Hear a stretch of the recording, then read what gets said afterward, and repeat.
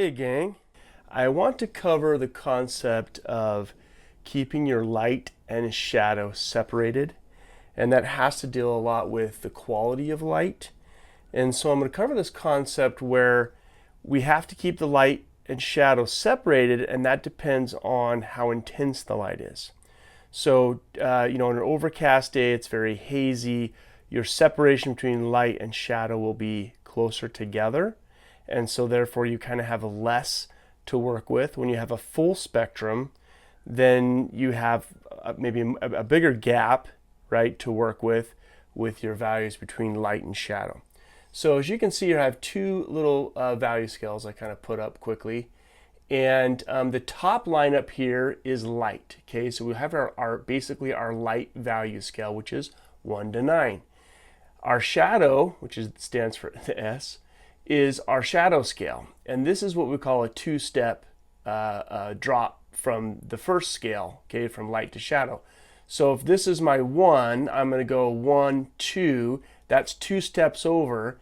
That would be the value of where the shadow starts compared to this value. And this shadow would be compared to that value, okay? If we go to a 4-step, we drop down 4 times. 1, 2, 3, 4, which is this here, okay?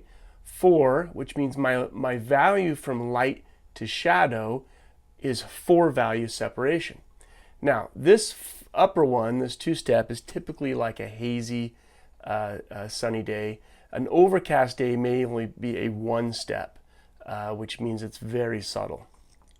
And then this would be a full sunlight day, which is 4-step. You'll have things like a spotlight, which will drop to a 5-step. So it depends on the type of light that you're painting under. The key point is to make sure that we keep the light and shadow separated. You'll notice too that as we get farther down the scale, we run out of that values to play with, because our darkest dark, or this 9, ends up flowing over. So anything from a 5 lower, that shadow will be in a 9. Okay, so it's learning how to scale your steps in the value range that the light's giving you. So for example, just for fun, let's do a little demo on a couple of spheres. Okay, and if I have a sphere here, it's going to be real crude. Here's a sphere, and here's a sphere. Okay, and the first sphere, we're going to deal with this upper value scale first. Okay, so let's say this is hypothetically a white sphere. Okay, so I've got my white in there. Okay, I know that my value, or my shadow that's going to cast here, we mentioned was a value 3. So I'm going to grab my value 3.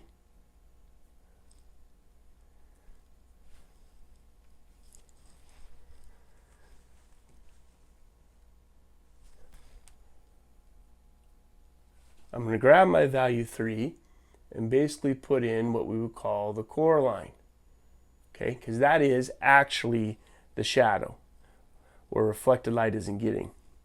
We'd also have the cast shadow, which would be at the same 3. Okay, now in between those, we would have a halftone.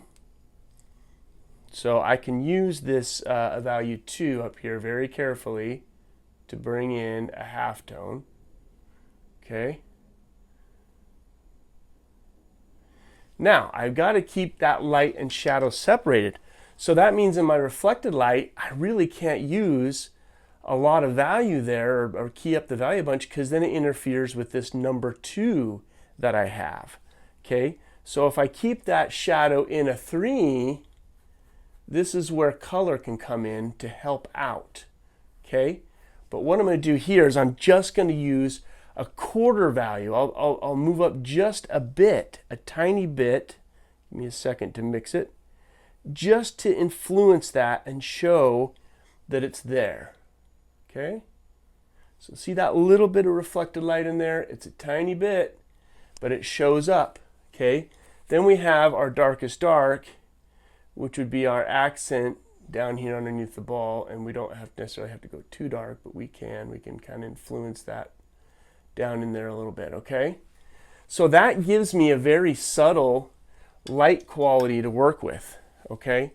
And now we're going to do this, we're going to do the same situation, but we're going to drop this ball. The value of the ball will be a 3. So it doesn't matter if the local value is a 3, I still have to abide by the same rule that this light has a certain contrast quality. Okay, so now my light side is the value 3 here. Well, that means I've got to jump down. Here's 3, I'm jumping down 2, which is this. So this now is my shadow in this type of light on that type of local color. Okay, which means I still again only have so much room to work with in that shadow area. So what I'll do is I can only bump so far. I'm going to go ahead and fill that shadow in with that value. Okay, let's come back and hit that halftone too, I forgot.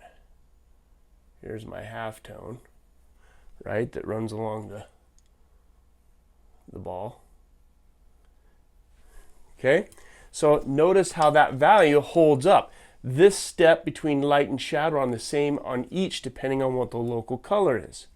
Okay, so now let's jump down. There's your dark accent, and that light quality holds the same no matter what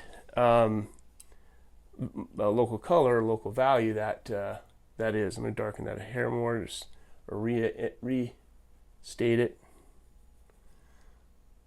so that it shows up a little better. Okay, now let's jump to this lower scale where we have a 4-step. This is more like bright sunlight.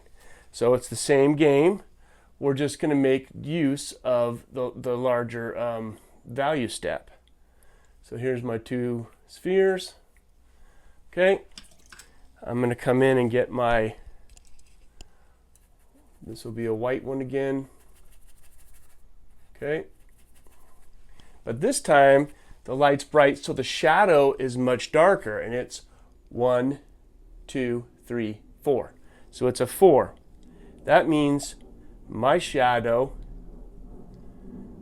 is going to jump similar to this one, where it's the same shadow, but a much larger jump from white. So I'll fill that in. This is all my shadow. Okay, cast shadow comes out here. Let's hit the halftone, and that halftone is going to be pretty light.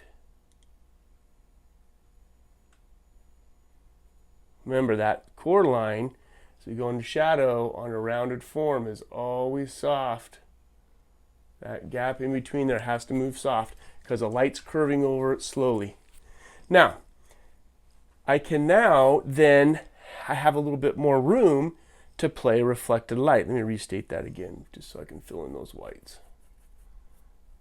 Now I have a little bit more room because I have more reflected light bouncing into the shadows than I did on this very subtle lighting condition. So because I have a little bit more room to play with, I can come in and bump this up. Remember, this cannot be lighter than that. The reflected light cannot be lighter than the halftone in the light. But I can come in and see that. I can play that a little lighter. I have more room to play in the reflected lights.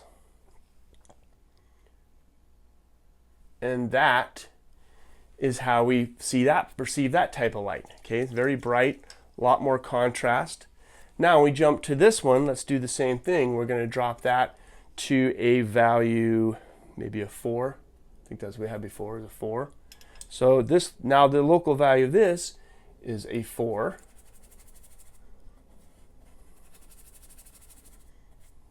Okay, and that means my step, if I'm at a value of 4, look at this, I'm cleared an 8.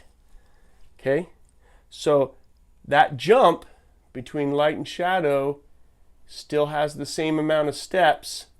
It's just much lower down the scale in my darks.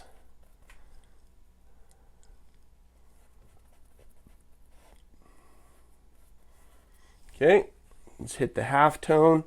which I can move to, say, a 5, or I'll go a 6. No, I'll go a 5. So here's my halftone, right? It's still in the light. Okay.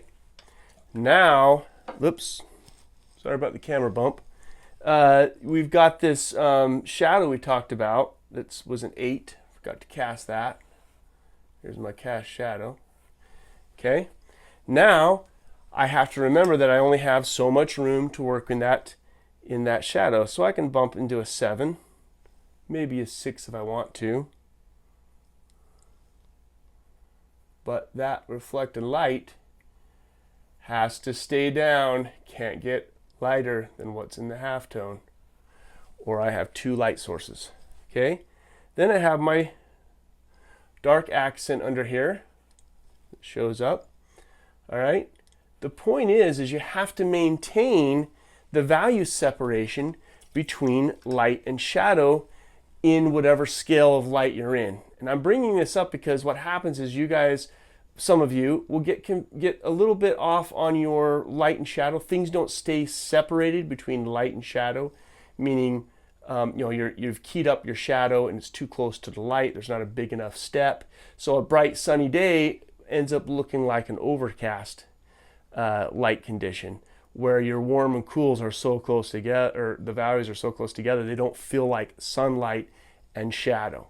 Okay, so this, I hope, will help you in understanding that no matter what the value is in the light, the same amount of step value down has to be the same across the board, whether you've got a white sphere or a 5 or 4 value sphere.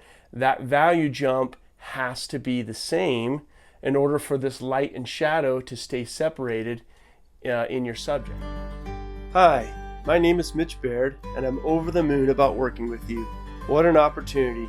365 days to work at your own pace, receive personal feedback, and have access to a community of growing artists. That's invaluable.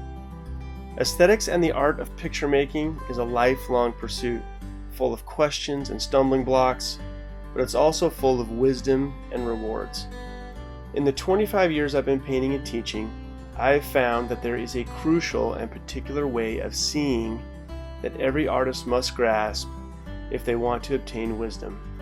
This visual perception is so important that it will be the starting point of this course. I will share with you visual tools that will strengthen your artistic eye, and that in turn will fortify your knowledge and creative abilities. There are also certain fundamentals that all artists must know and use in order to find rewards and create successful paintings. Composition is of the utmost importance, as it's the core of visual communication. I will share facets of design, arrangement, and keeping balance.